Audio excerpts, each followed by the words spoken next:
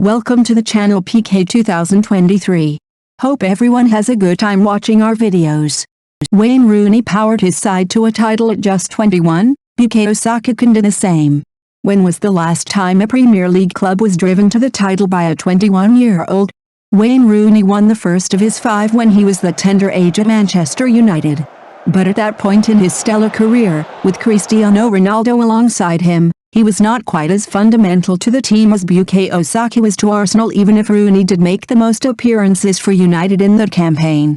The comparison is a fair one, as 2 goals and another assist for Saka extended Arsenal's advantage at the top to 8 points over Manchester City, who have a game in hand, entering the international break.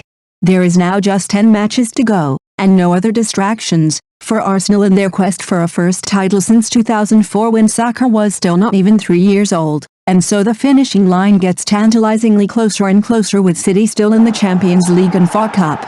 There will be those who, understandably, point to the classy influence of Captain Martin Odegaard or the transformative effect of Alexander Zinchenko in driving Arsenal towards this most unlikely of triumphs, but, make no mistake, it is Saka who is their main man, who is their undisputed star boy.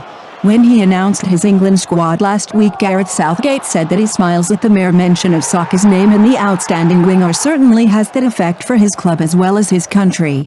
Indeed, Bukayo means adds to happiness in Yoruba, one of the main languages spoken in Nigeria, and there could not be a more apt name for this smiling assassin, who now has 12 league goals and 10 assists and is the first player to reach double figures in both those charts this season. If there was a vote for Footballer of the Year held today, then he would surely win it, which is all the more remarkable given Erling Haaland's 41 goals so far this season for City. It will probably come down to which club claims the title, and with 6 wins in a row since losing to City, with 19 goals scored and 5 conceded, Arsenal are showing the resilience to go all the way.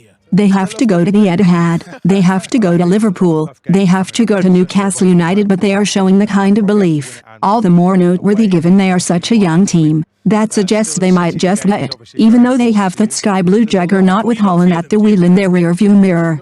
There is no let-up. Saka is at the vanguard, which is all the more impressive given he plays at the sharp end, is often the recipient of some hefty challenges and fouls, and appears in every game. He is targeted, but few can actually nail him. Sleep, Saka said, is something that can wait until the summer, although he has the Arsenal fans dreaming. Once they felt the points were secured, those gleeful supporters baited Crystal Palace with a chorus of Patrick Vieira, with the former midfielder having, of course, captained the Invincibles, who won that last league title in 2004.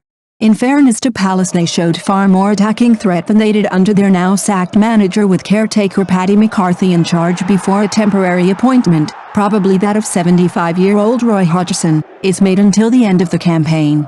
On this evidence, though, Palace could do worse than sticking with McCarthy, the under-21 coach, but the reality is it is 1 win in 17 and 4 straight defeats. They remain in 12th place, but that is a false comfort.